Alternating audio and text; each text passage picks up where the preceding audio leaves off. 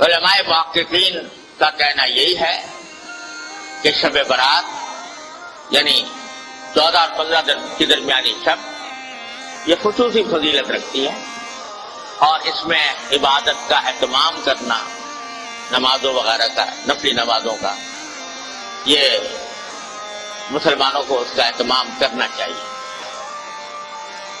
اور اس میں بعض روایتوں سے معلوم ہوتا ہے کہ اللہ تبارک و تعالیٰ کا منادی اس رات میں آواز لگاتا ہے کہ الا هل من مستغفر فاغفر له، سنو کیا کوئی ہے جو اپنے گناہوں کی مغفرت مانگنے والا ہو اور میں اس کی مغفرت کروں۔ هل من مبتلا فاعافیہ، ہے کوئی مبتلا مصیبت، مشکلوں میں مبتلا، جس کی مصیبت کو میں عافیت سے تبدیل کروں۔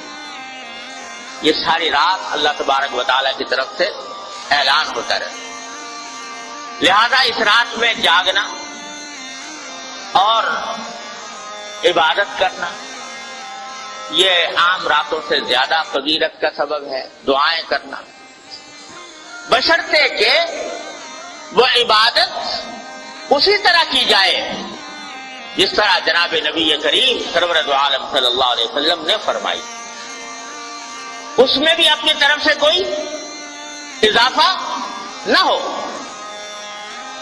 جیسا ابھی میں نے بتایا، مثالیں دی آپ کو کہ اپنی طرف سے اضافہ کوئی شریعت میں مقبول نہیں۔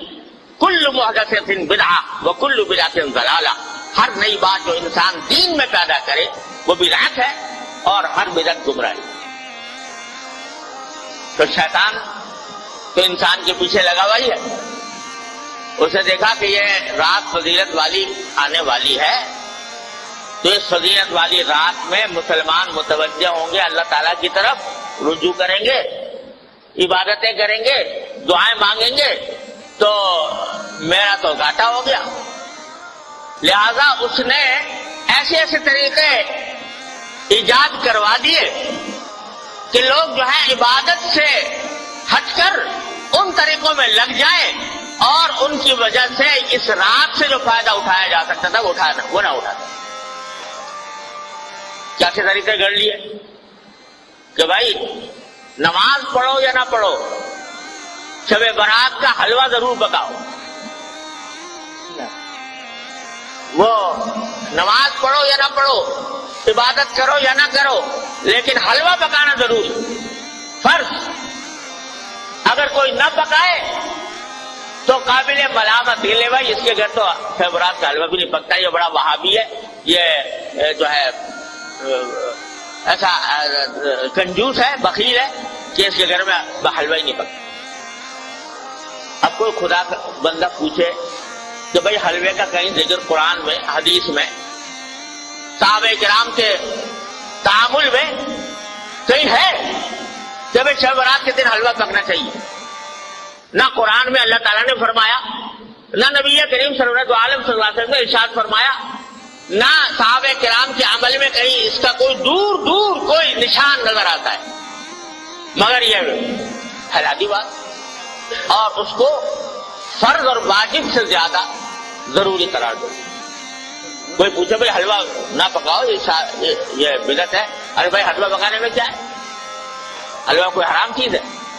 تو یہ جواب، ارے بھائی حلوہ حرام کوئی چیز نہیں، روز پکاؤ، لیکن شب برات کو خاص طور پر حلوے کے لیے مخصوص کر لینا اور اس کو فرض قرار دینا اور واجب قرار دینا، کوئی نہ پکائے تو ملامت کرنا، یہ اپنی طرف سے دین میں اضافہ ہے جو اللہ تعالیٰ کو گوارا نہیں۔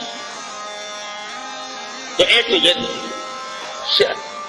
شگوفہ چھوڑ دیا شیطان نے، دوسرا اس سے زیادہ خراب کہ بھائی شب برات میں آتش بازی ہونی چاہیے، الیاذ باللہ العظیم، اس میں لاکھوں روپیہ آگ میں جلا دیا آتش بازی کرنے کی۔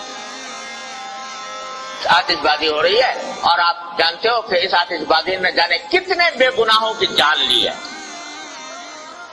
बोरी बाजार कराची का आज भी गवाह है, इसी शब बारात की आतिशबाजी की हलाकतों का गवाह है कि किस तरह पूरा का पूरा बाजार जो है वो नजर आतिश हो गया, जलकर भस्म हो गया।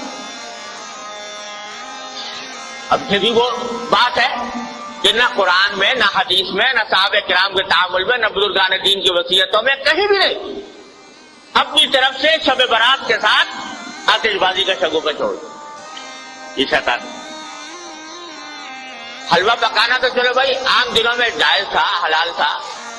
ये आतिशबाजी जो है तो आम दिनों में भी इस तरह आतिशबाजी करना कि जिसमें पैसे का जिया हो, जिसमें जाने जाए होने का अंदेशा हो, ये तो आम दिनों में भी हराम है।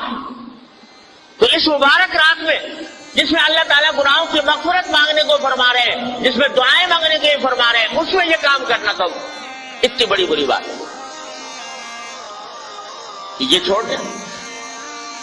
तीसरा ये कि भाई ये इरादे जो होती हैं जिसमें जागने का हुक्म दिया गया है इबादतों का, उसका असल तरीका ये है कि आदमी बराह रास्त अपने परवरदिगार के साथ राबता और रिश्ता कायम करे, तन्हाई में, खलवत में अल्लाह तबारक व तआला की बारगाह में हाजिर हो, वो हो और उसका अल्लाह हो, और वो उसमें इबादत भी करे, सजदे भी करे, दुआएं भी मांगे, तिलावत भी करे।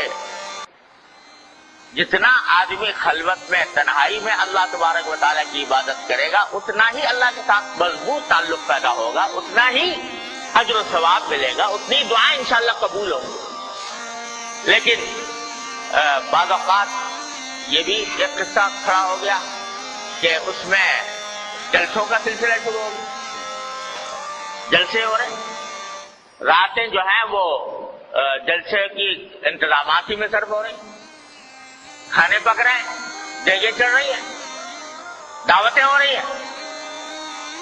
तो नतीजा ये कि वो औकात जिनका लम्हा लम्हा कीमती था वो जलसों के इंतजामात में सर्फ हो रहा है, देगें चढ़ रही हैं, खाना पक रहा है और लोग दावतें कर रहे हैं। अरे भाई ये अल्लाह ने रात अता फरमाई है, ये इसका जितना भी हिस्सा मौका मिल जाए, अच्छा तो है कि पूरी रात पूरी ना हो सके, जितना मौका मिल जाए गोशा तन्हाई में अपने अल्लाह से राब्ता कायम करो, जैसा कि नबी करीम सल्लल्लाहु अलैहि वसल्लम फरमाते। तो उसमें नमाजें, नफले नमाजें पढ़े, लंबी लंबी सूरतें अगर याद है वो पढ़े, दुआएं करें, मुनाजात मकबूल दुआएं, नबी करीम सल्लल्लाहु अलैहि वसल्लम की दुआएं हैं वो करें, अपने जात की दुआएं करें। आज पूरी उम्मत मुस्लिमा एक अजीम आजमाइश में मुब्तला है और हमारा मुल्क खास तौर पर घिरा हुआ है, तमाम चारों तरफ से खतरात और फितनों में घिरा हुआ है। उसके लिए दुआ करें और अल्लाह तबारक व तआला से मांगे। इस काम में इस रात को सर्व करना चाहिए। अल्लाह ताला अपने फज़ल व करम से हम सबको उसकी तौफीक अता फरमाए। और भाई इसके बाद अगले दिन जो है यानी 15 शाबान, उसके रोजे के बारे में कोई हदीस सही नहीं। ये जो मशहूर है कि उस रात का, उस दिन का रोजा रखना जो है वो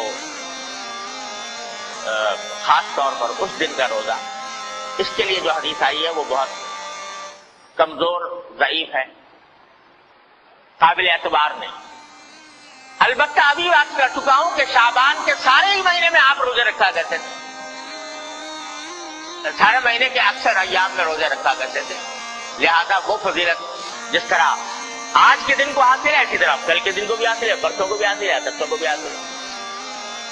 और दिनों में नहीं रख सके उस दिन रख लो, लेकिन खास तौर से 15 शाबान के रोजे की नीयत को ज्यादा फजीलत समझकर रोजा रखना मुनासिब नहीं।